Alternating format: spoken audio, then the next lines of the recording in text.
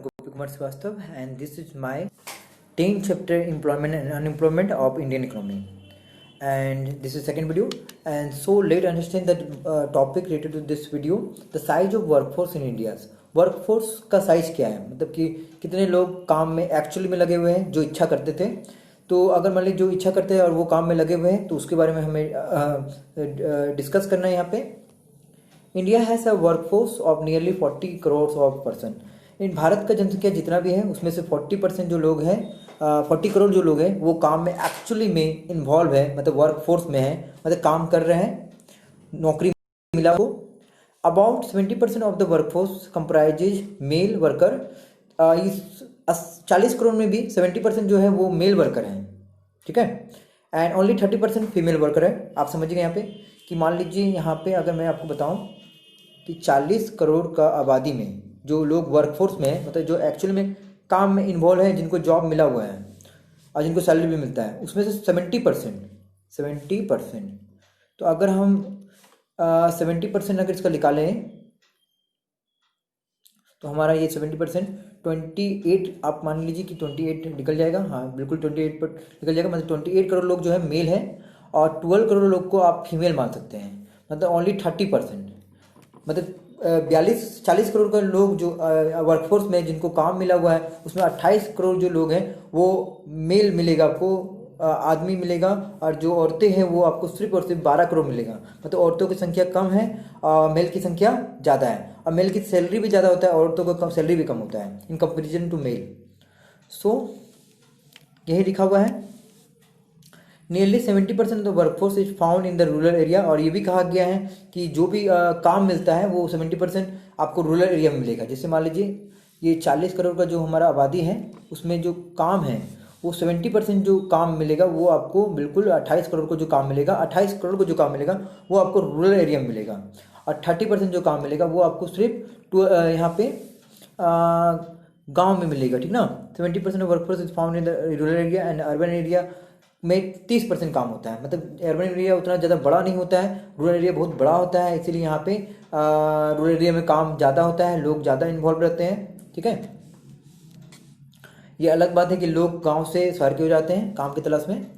Female workforce देखा जाए तो out of the total in the rural area is nearly 41.8%, and while the it only 38.5% in the urban area.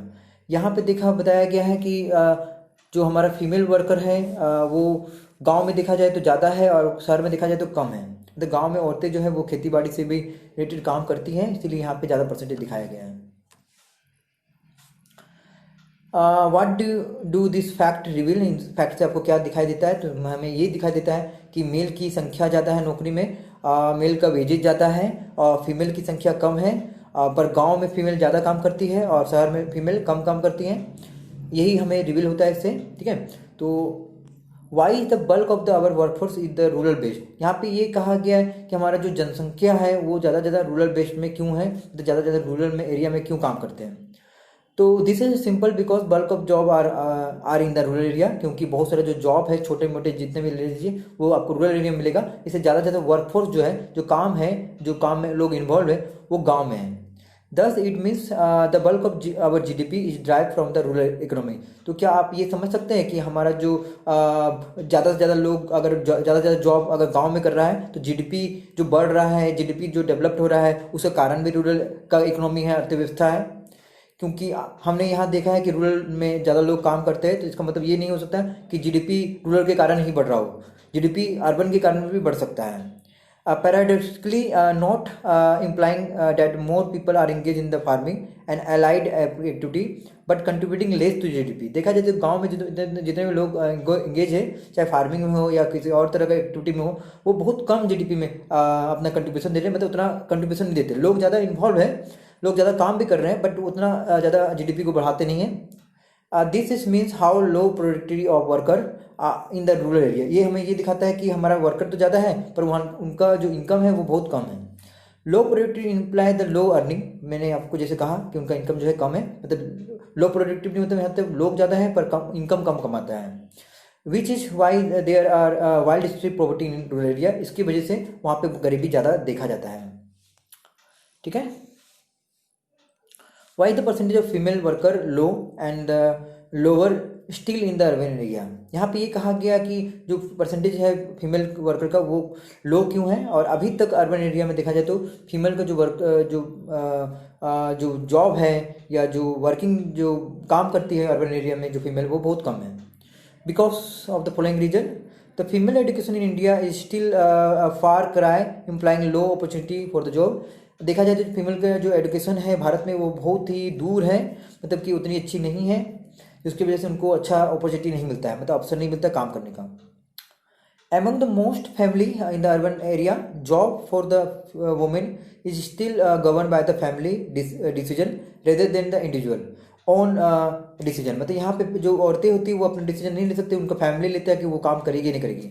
Implying that the available opportunity are not actually utilize, मतलब जितना opportunity उनको मिलता है वो नहीं मिल पाता है उनका फैमिली की वजह से, क्योंकि उनके फैमिली पर डिपेंड करता है कि उन्हें काम करने दिया जाएगा या नहीं।